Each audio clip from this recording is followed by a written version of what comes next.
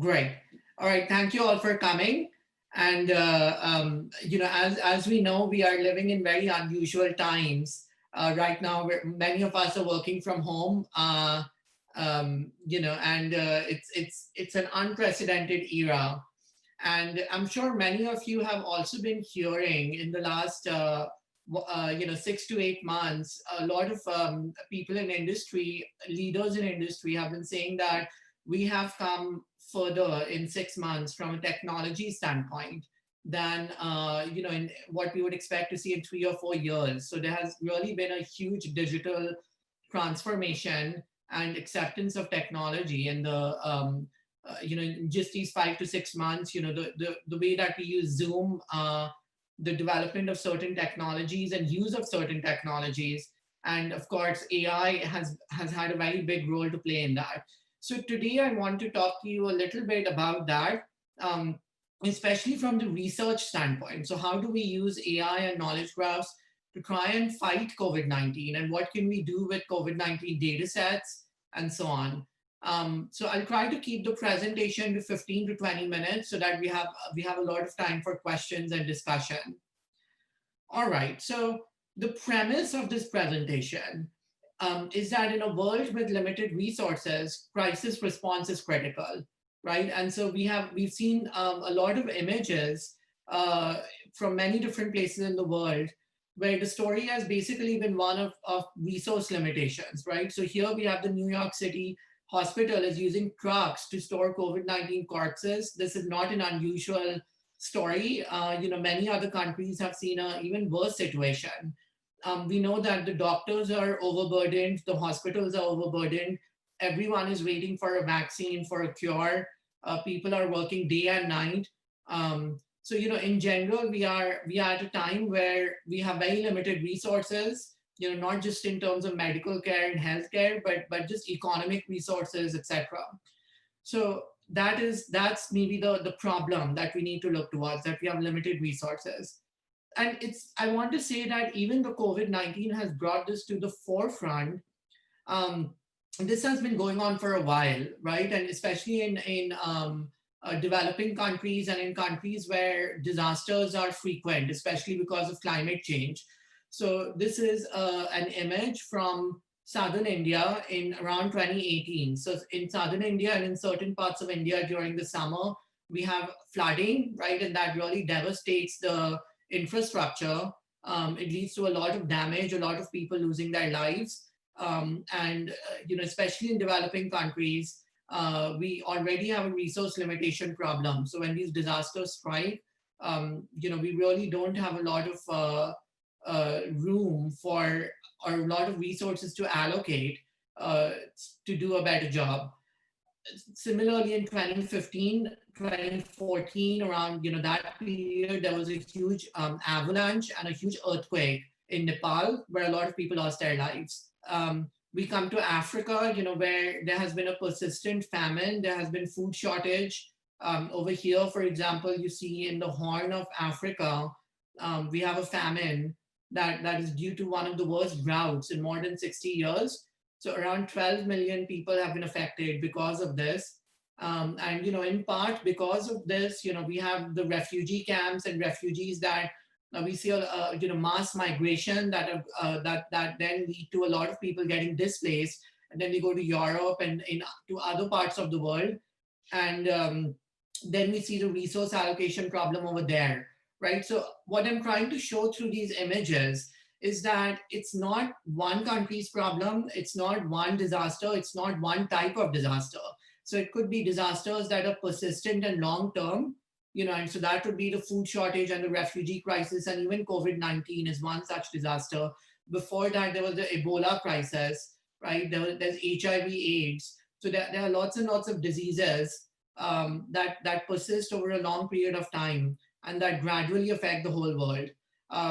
There are sudden disasters like the earthquakes. They come without warning. It's very difficult to predict them. Here in California, in Japan, in several other parts of the world, developed and developing, in Asia, we see these earthquakes come without warning. They destroy a lot of property. There is really nothing you can do to prepare.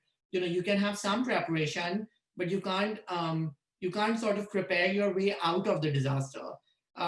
Because of climate change, we have the wildfires in California. We kind of expect them, but it can happen.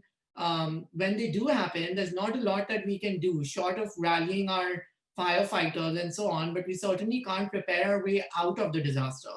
A lot of damage is caused no matter how much we prepare. And every year it gets frequent. For those of you who are here in Southern California right now, we have a heat wave that happened just 2 days ago. Now it's the middle of October and we are having a heat wave. Right in the Midwest, they are seeing colder temperatures than they see at this point of time. We have hurricanes that are more frequent, that are more savage, and so on. So we are at a time when even if COVID-19 goes away, which it won't, we simply cannot assume that the next disaster will not come. So every year we see a set of disasters, we see a lot of people being affected. And in fact, as even in 2017, at a time when the economy was good, right, what the UN had said, and they came up with similar figures in 2018, is that there are more than 128 million people in need, more than 90 million people who have to receive aid of some kind, and the total funding requirements is $22 billion, which is more than the GDP of certain countries. And in fact, the people in need are 5x the population of Australia. So if there is something that you want to remember when you tell people about crises, this is the figure that stands out, right? That 5 times the population of Australia are the number of people in need, and this was pre-COVID. Now, post-COVID, we still don't know what all the numbers are. So we have to wait till the crisis is over or it's fully under control before we know to what extent the COVID has affected these numbers. But before, this is pre-COVID. So already the situation was very drastic. Okay, so why did I talk about that to such an extent? Because I think we can all agree that this $22 billion is at a time when the world is facing recessions and the COVID is causing problems everywhere, economic problems, small businesses shutting down, many people losing their jobs. I mean, the 22 billion is not going to come. Already there was a funding gap, even in 2017 and 18, when the economy was good, when the unemployment was at a record low in so many countries. We still had this big funding gap, right? And so now that we have COVID-19, chances are that this funding gap is only going to grow as many countries try to deal with this problem. So the money is not going to come. As sad as that is, I think we have to accept that the funding gap will remain. So we have to look to other solutions to this problem. And one way to think about this is that maybe we don't need the $22 billion or more if we can somehow get technology to help us, bring that gray line down, right? So if this blue line can't come up, then maybe we can try to get the gray line down by using technology in a certain way. So that's how I like to frame the problem. So when I give talks sometimes to audiences that are not that technology savvy, this audience is technology savvy, I think, but there are some audiences which are not technology savvy. So they are looking at this from a different point of view. So I like to present a problem this way. So whenever someone asks you, where can technology be useful? Should we focus on technology? What if people lose their jobs and because of automation and this and that? I think you have to bring them to something like this, that there are $22 billion that we need. It's grown since the COVID-19. And so we really need technology. It's not an option if we want to close that gap. Now, the image and technology, by the way, can help. So if COVID-19 has already shown us that technology has a lot of utility, but even pre-COVID, we are already starting to see in the last 5 years, I would say, that because of the rise of smartphone technology, of AI, of web, not just in rich countries but all over the world, and because of open source packages becoming available, open source data sets becoming available, we were starting to see that technology was leading to very real impact in a number of countries. So this image that I showed you before was actually a part of a good story. It was a story with a happy ending, where this article was basically talking about how this university, this local university, built this app, which was a multilingual app, and it was used to actually save more than 12,000 flood victims in southern India. Um, and there are some very good takeaways from this. So some takeaways are that, with the right tools and the right technology, local people can step up. So we're not looking at a top-down model. We're not talking about some global organization that comes in and builds the app and kind of, hands it off to the population. But it's a very grounds up, very bottom up kind of effort, where there are local people, local universities who understand the problems on the ground, and then they come together, they build the app, they build it for the people, for the local, the people who need it, and then they transition it, and then it leads to actual saving of lives. Let me give you another example, which is very famous, which is Ushahidi. So Ushahidi was actually developed in Kenya. There were a group of hackers who were trying to fight election violence in Kenya. And so what they did was that they built this tool very much from the ground up. They were hackers, they were aware of the tool, of the needs of the people. They were aware of what open source tools were out there. So they kind of came together and they listened to the needs of the that they were seeing on the ground. And then they built this crowdsourcing tool. The way that this Ushahidi works is that in Kenya, originally, if you would see the election violence with your own eyes, you could send an SMS message, and this platform would collect your SMS messages. It would be anonymous, I believe, and then they would that way, they would use tools like geolocations, translation, geotagging, and so on to understand right from the people where the election violence was happening. And obviously, this would give them the tools to do something about it because they could track it in real time. And then eventually, this was so good that it got transitioned. The same platform and the same set of tools got transitioned for disaster relief. So it was used in Haiti. There was the massive earthquake in Haiti where they used this platform to figure out where people needed help, where the water was contaminated, where the buildings were breaking down, who needed help. So they were able to use this crowdsourcing platform to help people. And it has now, there's a huge group of volunteers that have come together. It's used for many different purposes now. So this is yet another example of how tools can be built from the ground up and use certain AI uh, problems like semantic analysis, machine translation, and so on can be combined with the data collection to solve real problems. Now, in our own group, we have built very AI-centric tools, especially in countries where English is not the main language. So this tool called Text-Enabled Humanitarian Operations in Real Time is actually based on knowledge graphs and AI. And the way that it works is that, so it's a complicated infrastructure. It involves a lot of different things and a lot of research in AI. But let me show you what it looks like. So this is, basically the way it works is that imagine a disaster has broken out and people are sending SMS messages or social media in their native language, right, which happens in many parts of the world. In this case, there was an earthquake in northern China in the where they speak Uyghur. So the main language is not Mandarin over there; it's actually Uyghur. And this is what the tweets look like. And imagine that someone has come in from the UN or the Red Cross or from other places, and they don't understand this language. Now, if you didn't have technology, then you would have to have local translators, come in and read these tweets, one by one, and they don't have to be tweets. They could be SMS messages. And it would be very difficult, right, to do anything too quickly. But now imagine that we have an AI that can basically do machine translation. So we can set up a machine translation through Tor in 24 to 72 hours. So within 1 to 3 days, this would get translated to a major language like English or Mandarin or some language for which we have NLP, for which which is the target language that the people who are moving into that area to provide help are speaking. So usually that is English for the UN and the Red Cross and so on, but it could be any other language. So Thor sets a machine translation in 24 to 72 hours. Then it actually does geotagging. So it links to, it tries to understand which regions or where the, if someone is mentioning a place in the text, like some street name or some address or something, it would actually do what's called toponym resolution. So where you would actually figure out what the location is that they are talking about, and then you would link it to a place on the map.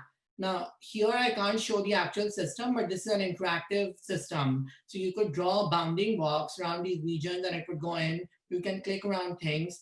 Here we do text classification. So you can kind of figure out where there's a medical need, where there's a shelter need. Again, these are clickable. So when you actually click on this, let's say medical, then it would show you exactly the places on the map where medical need is required.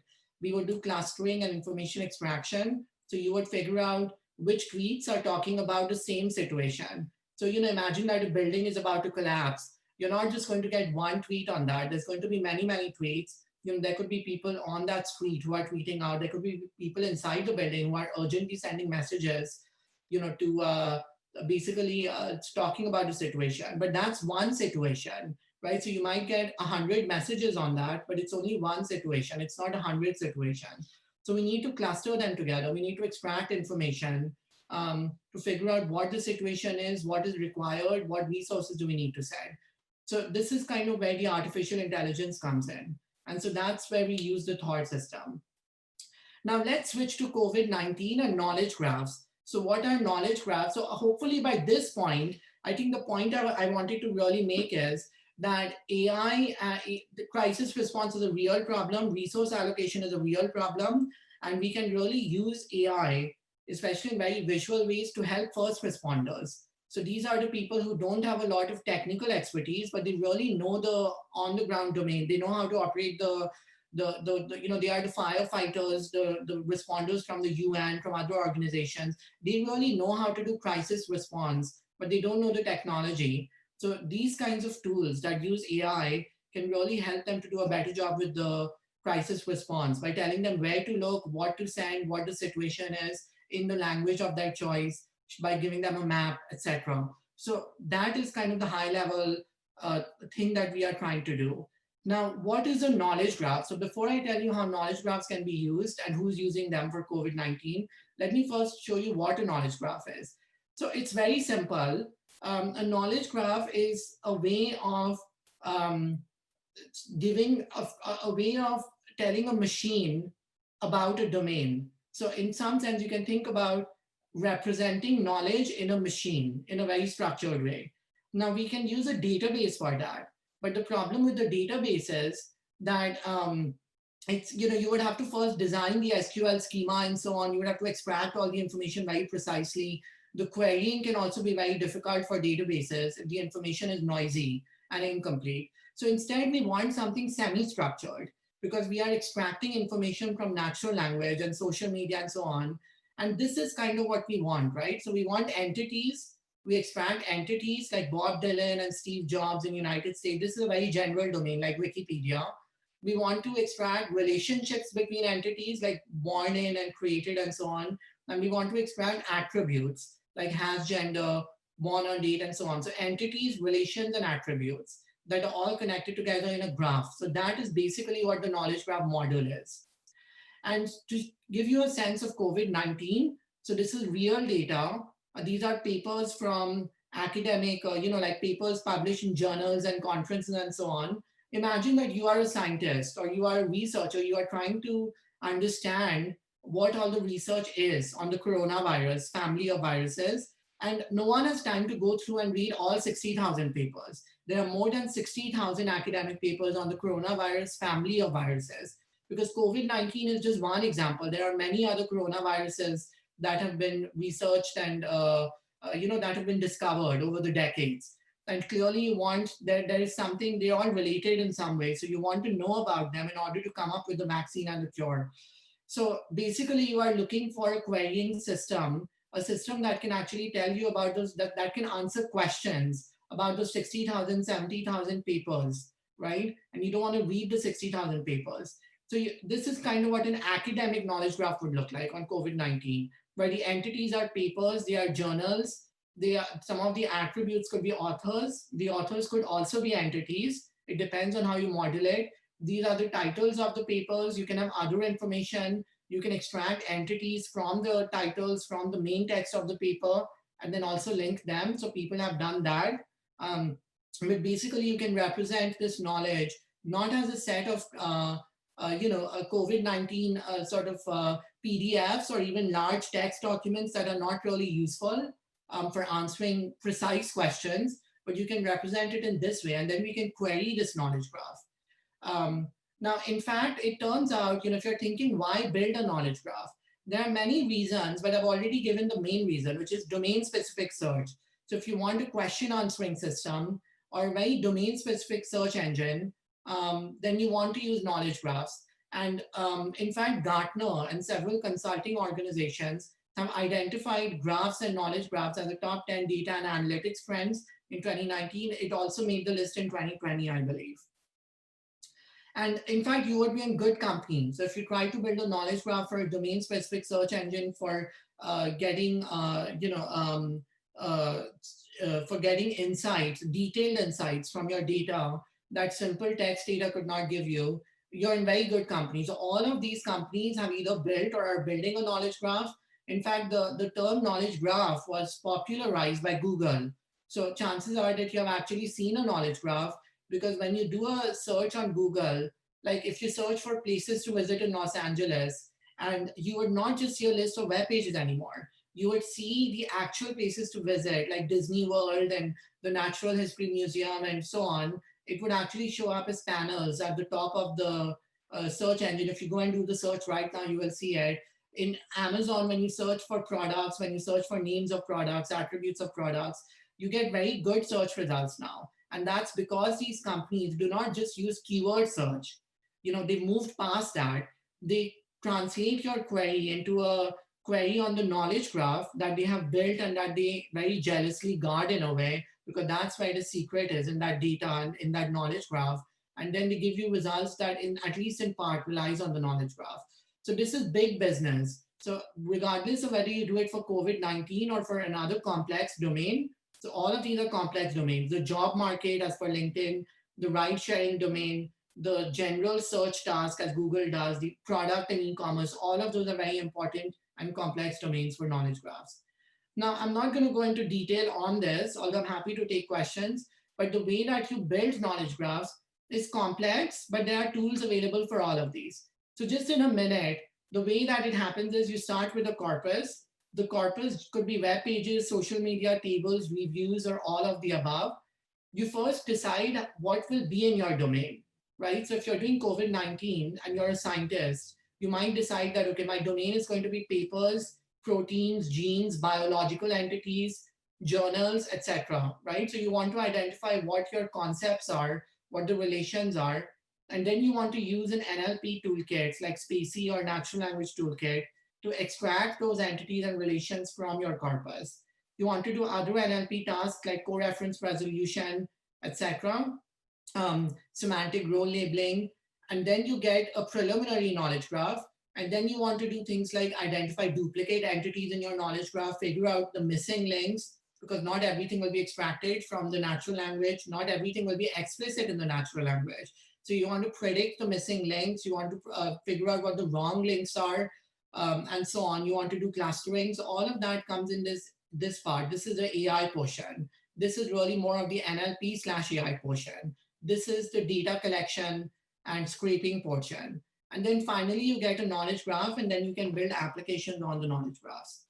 Now, who's building COVID-19 KGs? I'll give you two examples. So one is the COVID star graph project. So these, you can actually search for them, and there are web pages on them. COVID star graph, which you can see has collected a lot of data, patents, papers, clinical trials, statistical geographic data. This is an academic industry collaboration. They have built this knowledge graph, and they have launched it on Neo4j.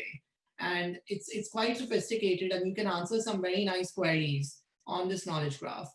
And then also another effort is Yahoo. So the Yahoo COVID-19 KG, they have launched an API and a dashboard. I think if you write to them, they can also make it available.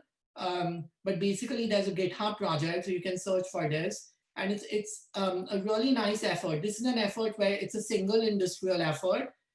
Yahoo, of course, is now part of Verizon Media. So this is an example of an industrial effort where one company or a team within one company, the knowledge graph team, has basically built this knowledge graph from open COVID-19 datasets. Excuse me. And so this is a really nice effort, which is a single company and industrial effort. So there are many opportunities for doing this. So I will actually stop at this slide, although I do encourage you to also connect with me and send me questions. I'm very active on LinkedIn, but I will leave it over here. So if you are, if you're a hacker, if you're an engineer, if you are looking to do more with COVID-19 or just generally with knowledge graphs, I think that the space is completely open. The two projects I showed you before kind of to show you that that it's possible. It's not impossible. It is actually quite possible, quite feasible. Lots of people are doing it, but there are many greenfield opportunities to do AI and machine learning and to build very real products from this COVID-19 data sets, and to also have social impact along the way. So with that, I will stop. I know we only have a couple of minutes left, but happy to take questions.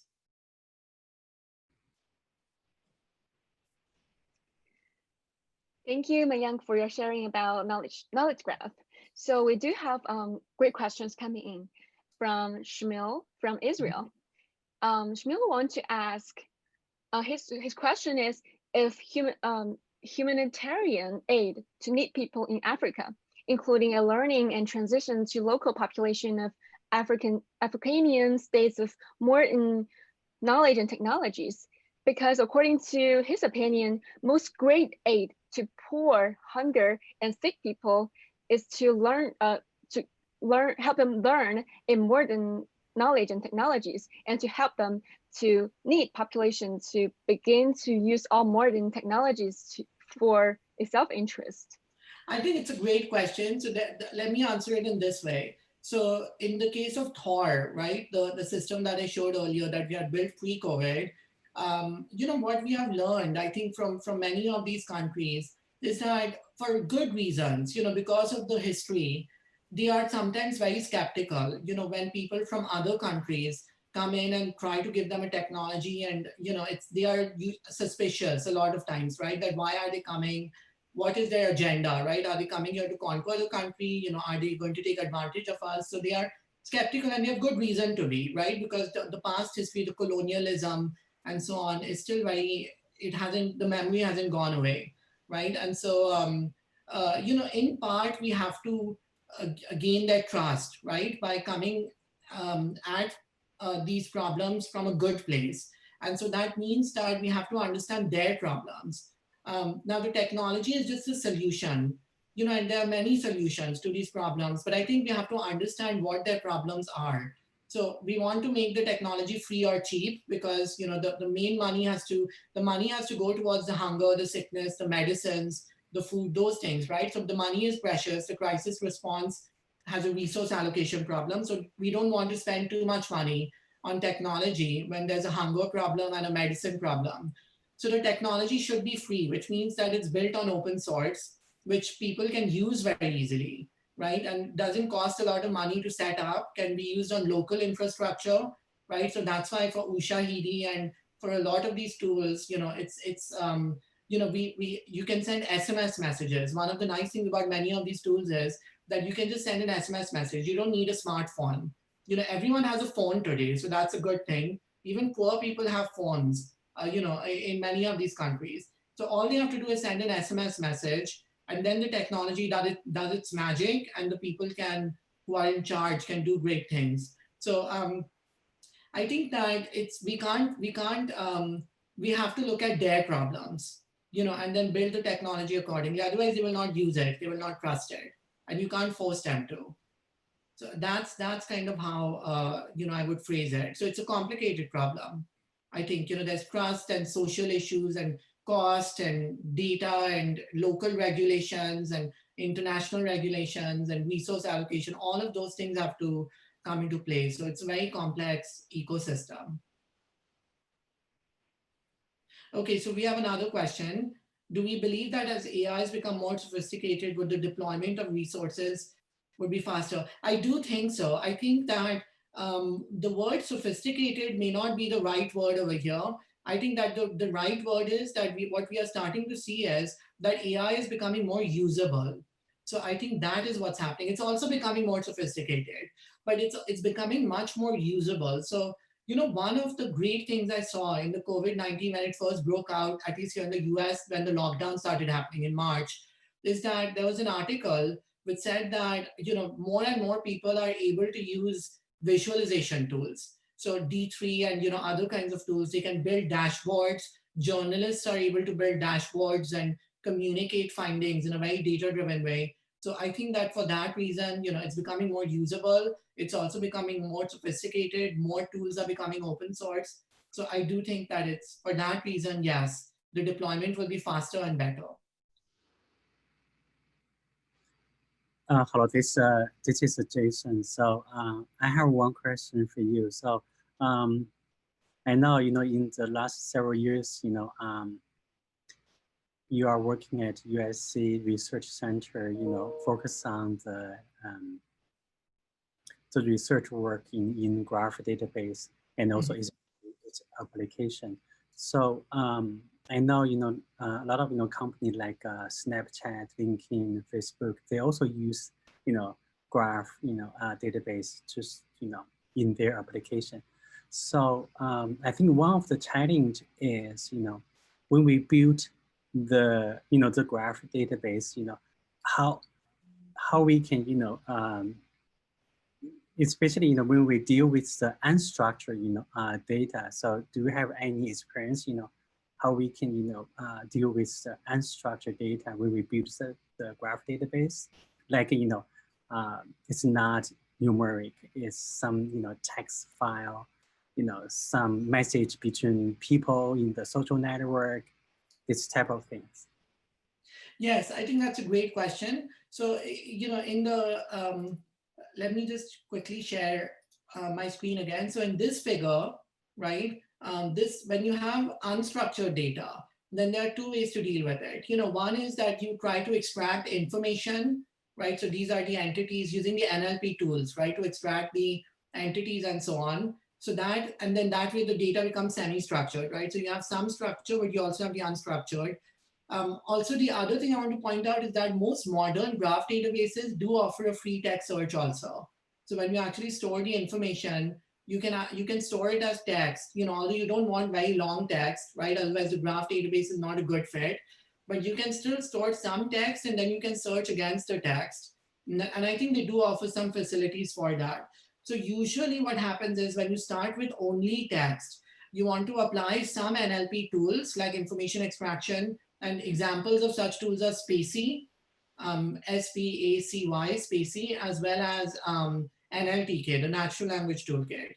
But there are also others. So there are 2 or 3 tools, which are open source, very widely available, and you can use those tools to extract entities and relations to at least make your data set semi-structured. And then you can also combine with metadata, with other kinds of things. So I think if you use a graph database, you must have a semi-structured data set. You should not use a purely unstructured data set. Otherwise you would want to use Lucene or, some IR engine, information retrieval engine, not the graph database. And so these are the tools, these are the steps, the IE, the entity resolution, those kinds of things are what you want to use before you put it into the graph database. Okay, thank you for your comments. So a follow-up question is, currently we have Neo4j, we have, Spark graph database, and many other, vendors, they provide, graph database, system.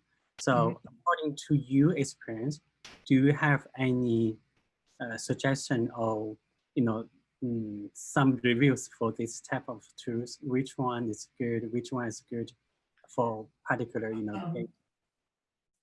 Yeah, I would say that, I mean, I don't want to endorse a particular tool, but I will say this, let me just tell you a couple of things. So I do think Neo4j has really grown a lot.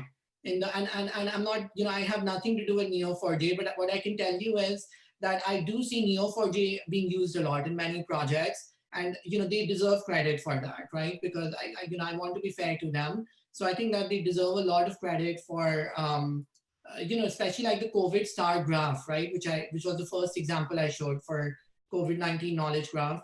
I believe they are using Neo4j. They were able to put it in Neo4j. And the querying language, the cipher querying language, is, I think, much easier to use than, Sparkle and some of the other languages that we see in the semantic web and the research community. So I think Cipher is a very good language for working with graph databases, and the Neo4j has been around for a while. I think they have improved it. They have customers in industry and so on. So I think they are getting better and better. But there are other companies that are also coming up, and so the market is very competitive for this, or it's becoming competitive. In Amazon, if you want a cloud solution, then there's Amazon Neptune, right? That is one solution. There are other solutions also. So there are solutions in the cloud that the big companies have implemented. Those are also quite good. And then there's another way to look at this thing, which is that don't use a graph database. If you want a lot of speed, then one of the other solutions is to use what we call a key value or a document store. So the document store would be MongoDB, Elasticsearch, right? So those are very fast. So if you really want speed, if you want a lot of speed and you have a lot of text data also, then I would highly recommend using some system which has Lucene at the back end. And so that would be MongoDB and Elasticsearch. So we have personally used Elasticsearch for storing knowledge graphs when we wanted very high speed for the querying, and Elasticsearch worked very well. So if you want speed, then it's very difficult to outperform either the Lucene-based search engines or the relational database, right? But then if you use relational database like MySQL and so on, then you would have to pose your querying in SQL, which is a problem for these kinds of data, for unstructured data. If you use Elasticsearch and so on, then I think you can adapt your task to those infrastructures, but you have to do some work in the middle. You have to model your data as a key value, then you have to translate your query to a key value query, but it's not that difficult to do that. And if you do use a graph database, you have a number of options, but in general, they are not as fast as the IR engines or as the SQL databases. So that is a trade-off, but they are still very fast. So if you're not looking for like web speeds or like extremely fast speeds, you can afford to have a little bit of lag compared to those systems. Then I think Neo4j, Neptune, there are a number of good options. So I recommend actually doing the market research on that. It's not, there are plenty of resources available. They will even give you a free license if you talk to them, and so on. So I think you have a number of good options now. Okay, thanks for the answer. So we do have one more question from our audience, from Felix. Yes, Felix said, yeah. Felix asked, so you mentioned that knowledge graph is often used for domain-specific search. What are the challenges that prevent us from creating a general KG? Okay, so I think the challenge, so I would say like 2-3 things over here. So one is that there are already some general KGs out there that you can download. So you don't necessarily need to create one. So I'll give you some examples. There's Wikidata, right? So Wikidata is like Wikipedia. In fact, it's a Wikimedia Foundation project. So it's the same foundation that created Wikipedia. So I think if you're looking for a general knowledge graph, you can download Wikidata. And that, Wikidata is, it's like Wikipedia in the sense that people go in and they put their, it's like a crowdsource, right? So how in Wikipedia, you have people who contribute, and it comes from people, right? Like people go in, they contribute their knowledge for free. We know that it is more than 95% accurate. So that's a good thing, that there's a community of crowdsource workers who moderate each other essentially, and that's why you get that high accuracy. So you have, you can download the Wikidata. There's also DBpedia, which has been derived from Wikipedia. So it's different from Wikidata, but it's still a general KG because you have data from Wikipedia that is in DBpedia. That's also freely available. And then if you ask me why it's challenging, I think that you have to look at Google's experience in this. So about 10 years ago, 9 to 10 years ago, Google bought a company that owned a knowledge graph called Freebase. And Freebase is still available, an older version of Freebase. It's not updated anymore, but an older version is still available for download. but Google bought a company that owned the free-based knowledge graph, which was kind of like the precursor to Wikidata. It was a crowdsourced knowledge graph. It also combined other data sources like WordNet and other Wikipedia and so on. And Google bought that company and that knowledge graph, and then basically has a fully dedicated knowledge graph team that has built up that knowledge graph, that has cleaned up that knowledge graph, and they have a number of engineers and scientists who work on that. And they spend a lot of time on that. So we don't know all the details. I don't speak for Google. They don't know all the details. We don't know all the details. It's a trade secret in a way. But we can see from the patents that have been filed and just from general, internal, not internal, but kind of industry knowledge. We see the researchers from the Google Knowledge Graph and so on in conferences and so on. So I kind of know many of them. And it's a lot of, data engineering work. It's very difficult to do it automatically. So some of it is automatic, but a lot of it is kind of you have to really go in, and there's a lot of data engineering work that goes in. And that's why the secret is in the data. Building a good data set that is yours is, I think it's the new secret sauce, right? Because the tools are being released open source. Like, the tools are not secret anymore. Many of the tools are released open source. Facebook research, Google research, they all released their tools open source. The TensorFlow came out of Google. The PyTorch and so on came out of Facebook. Many of the word embedding packages came out of Google or Facebook. The GPT-3 came out of Microsoft, right? And so on and so forth. So people are not hesitant about releasing the tools. The tools are, everyone is saying, sure, we'll release the tool open source. Let the open source community download it, use it, find the bugs in it, use it in applications. We are all for it. It helps us to build brand value. It helps us to get, engineers who are already familiar with those tools. They can then get hired by the company and they don't need to get trained, right? So there are lots of upsides to it. The data is secret. No one releases the data. So it is, I think that you can trust me when I tell you that the Google Knowledge Graph is the standard in the general knowledge graph domain. So far, no one has managed to build something nearly as good. But if you are looking for something along those lines, then I would recommend downloading and working with Wikidata. We've done it in some of our own projects. It's an excellent, excellent general knowledge graph. It will give you everything you need. And it's updated very frequently. It's like Wikipedia. It gets updated every time there's new information.